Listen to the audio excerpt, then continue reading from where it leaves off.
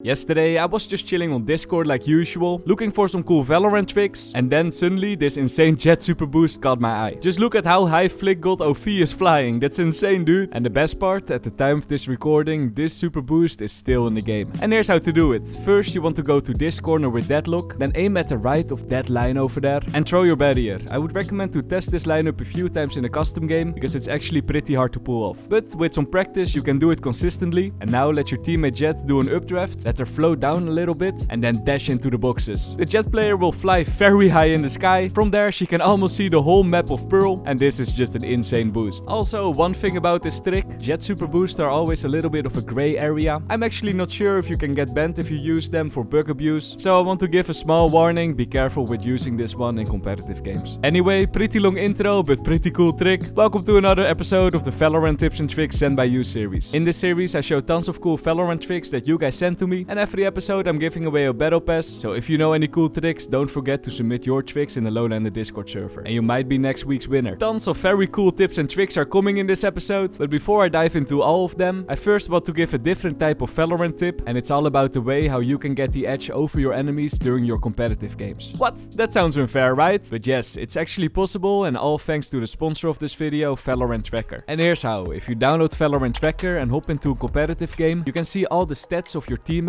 but also your enemies. Things like their kill-death ratio, win-loss rate, and even their current rank. With this info, you can see with what type of players you're playing with, and you can mentally prepare yourself before the game has even started. And this is just one small part of the app. If you download this app, you can also find tons of statistics about your own account. For example, your weapon stats, map stats, agent stats, top agent. And with these stats, you can find your weakness so you know what to improve on in the future. 16% headshot rate, MrLowlander.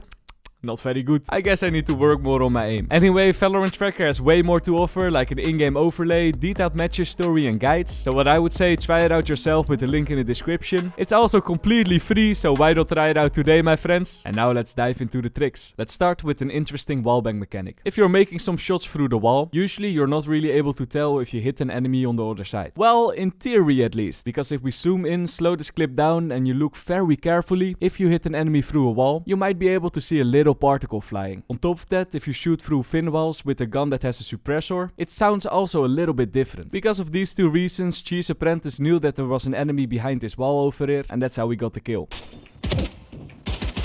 And while we're talking about walls, did you actually know that you can use a breach aftershock through a sage wall? I've been playing this game for 4 years, but I never knew this was a thing. This must be a recent update, right? Or is it just me? Anyway, we finally have a way to counter the sage walls in the post plant.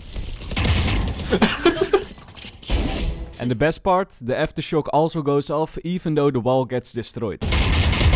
One enemy. Well played, Cheese Apprentice. And let's do one more breach tricky. As we all know, when you get stunned by breach, your movement becomes very slow. You will walk slower, but most of all, you don't jump as high as usual. And we can use that mechanic. On Abyss, if you think that enemies are on the ledge, a nice thing you can do is use your stun towards the ledge, and after that use an aftershock on it. If enemies are standing on it, they might be afraid to jump off the ledge, because they think they can't make it. But, in fact, the nice thing to know is that if you run while stunned, you actually will be able to make both jumps. However, the jumps are actually pretty hard to do, and I bet a lot of players will be afraid to jump because they think they can't make it. And that's how you can make some nice kills, like again Cheese Apprentice did in this round.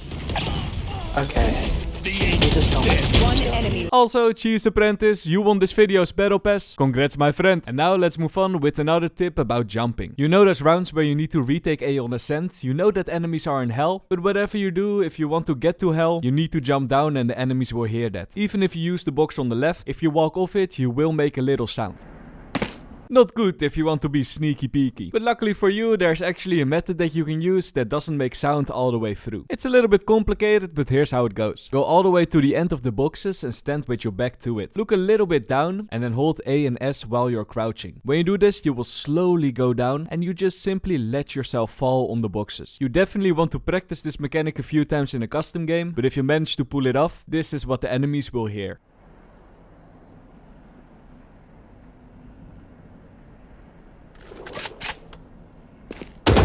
Yep, they will hear absolutely nothing, so sneaky peeky play for you. And to prove why it's important to be silent when jumping off things, I want you to take a look at this next clip. It's on a different map, but same ID. The enemy made sound when he jumped down. Let's now move on with a strange mechanic that might be completely useless, but it's also pretty cool to know. Take a look at this clip. What the hell? Like you see, the Sky Q can actually knock away a Sage Orb. Looks funny, right? But this is not the interesting part about this mechanic. When I tested this mechanic in a custom game, I saw that the orb would go straight through the wall. And this got me so confused, I was like, why doesn't this work? But apparently, if the Sky is in your team, the orb would go straight through. But if the Sky is on the enemy team, then the orb will bounce against the wolf to another spot. I have no idea why it works like this, but it's a pretty cool Valorant mechanic to know. Another cool one to know is that you can knock yourself very high in the sky with the Breach ultimate if you use the Neon run. Of course, Neon also will get stunned if you use this trick, so it's extremely dangerous to use this one, but if you do get kills using this trick, I'm pretty sure that the enemies will get tilted. One, go. Let's go! Strike down A. Where are they? It's heaven. Yes, I go in. This trick looked more like a trick shot, right? I think it's that time again. Let's take a small break from the tricks to zoom in at some trick shots. First we have a cool, but maybe unnecessary flick. Then we have 2 lucky blind kills. A nice operator collateral with the cool Sage trick. Next, the successful attack helicopter. And let's end with the semi-successful attack helicopter.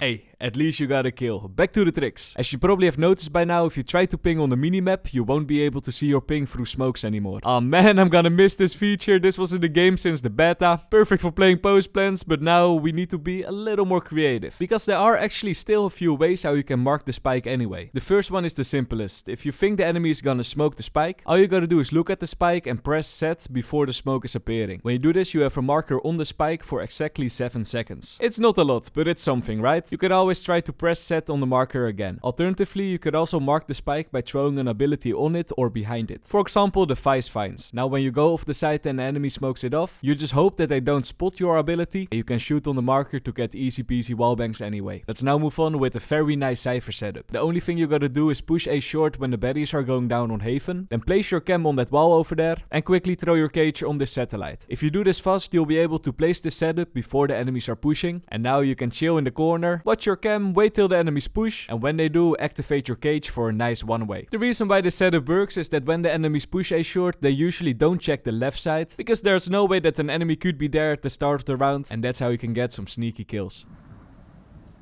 Cage triggered. And while we're talking about Cypher, here's a cool Pearl setup. Let's start with this cam. If you stand on platform and look behind you, you can actually place your cam on this building over there. With this cam, you can look into Link and see a big portion of sight. All while this cam is pretty hidden, so it probably doesn't get destroyed that often. And you can combine this cam with 2 nasty tripwires. The first one you can place over here. Instead of aiming at the side of the building, aim at this pipe. When you do this, you'll place your tripwire diagonal, and it might be a bit harder for the enemies to destroy it. As for the second tripwire, turn around and place it on this tree. When you do this, your trip will land diagonal, but it perfectly blocks off elbow and the planting spot. But the best part about this strip is that it's very hard to destroy by the enemy if they get caught by it. It will be hard for them to search for the strip because they're basically standing on it, and that's how you can confuse the enemies. Let's now do a quick tip. If you think the enemies are gonna push a smoke, a very nice thing to do is throw a molly in front of the smoke. Try to throw it so the enemies don't spot it, and when you're successful, the enemies will walk right into it, and this is how Kraba Wiwi got a lot of kills. Blow him up, Mosh.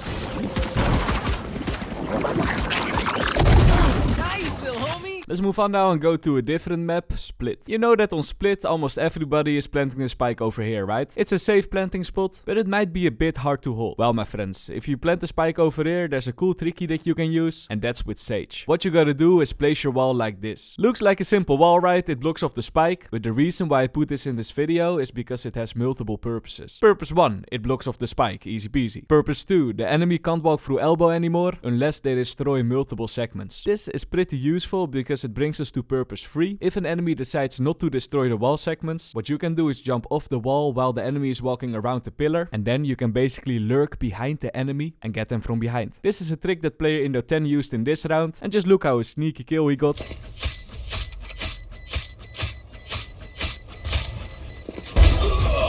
Well played, player Indo 10. Okay, since it's almost Christmas and you watched all the way to this point, I'm gonna give you a small present by showing you a funny clip. Ich bin 27,12. Perfekt.